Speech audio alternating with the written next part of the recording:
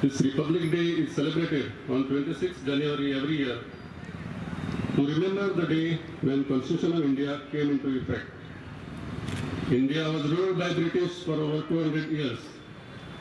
India gained independence from the rule of British Raj after the long freedom struggle carried out by our freedom fighters like Bal Gangadhar Tilak, Subhash Chandra Bose, Sukhdev, Mahatma Gandhi and many more.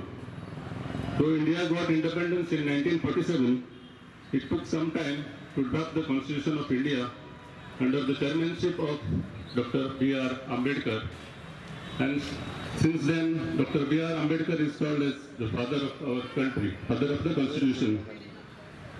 This year, Republic Day is celebrated all over India, and it is the 72nd Republic Day of our country. In the Constitution, in the preamble itself, we adopt certain things like we, the people of India, solemnly resolve to constitute India into a sovereign, socialist, secular, democratic and republic country.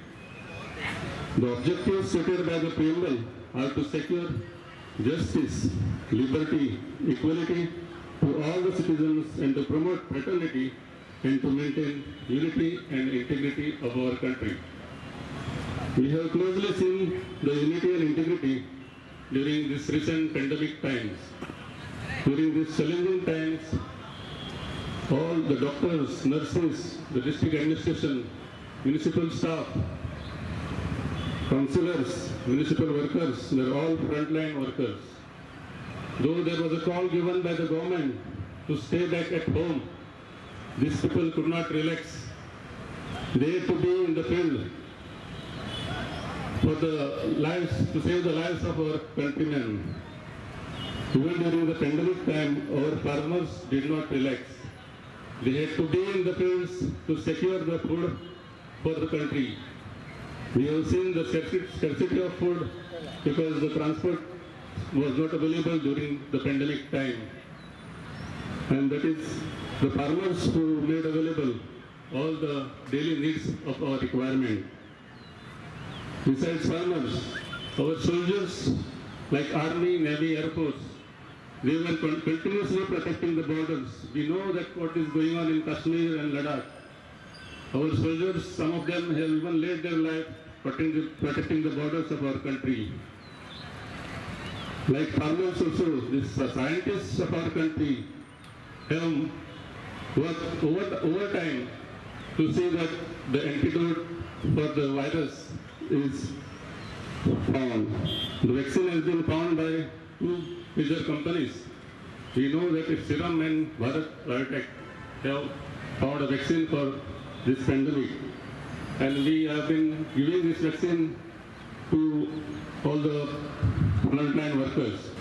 It is a moment of immense pride for all of us to be a part of the world's largest and most vibrant democracy. As we celebrate our constitutional freedom, let us pause and ponder over the core values of our Constitution: justice, liberty, equality, and fraternity.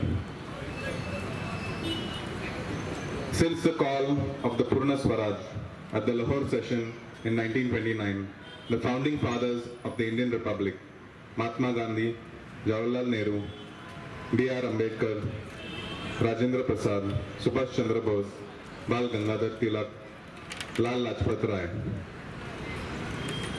steered the new nation in a direction that ensured that it wasn't destroyed by secularism, casteism, and authoritarianism. Till date, these ideals and values are upheld in the form of our Constitution as we celebrate our 72nd Republic Day. Their struggle to ensure our freedom from the colonial rule and also gave us a mandate to govern and safeguard the rights of our people. It's something we need to admire and be grateful for. Our duty as citizens doesn't end here.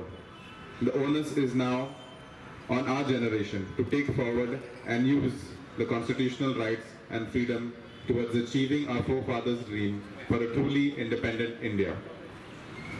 Together with these core values, we must build our nation to be the greatest country in the world. In decades of Republic Day celebrations, this is the first time we don't have a foreign leader as a chief guest at the Republic Day parade in Delhi due to the new outbreak of the COVID-19. However, Flight Lieutenant Bhavna Kant is set to become the first woman fighter pilot to be part of the Republic Day parade this year.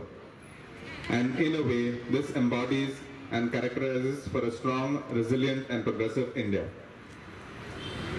The year gone by has been unprecedented and challenging, but it also gave us a chance to prove our mettle. One couldn't be truly prepared, but we all came together and faced the COVID-19 pandemic as one unit.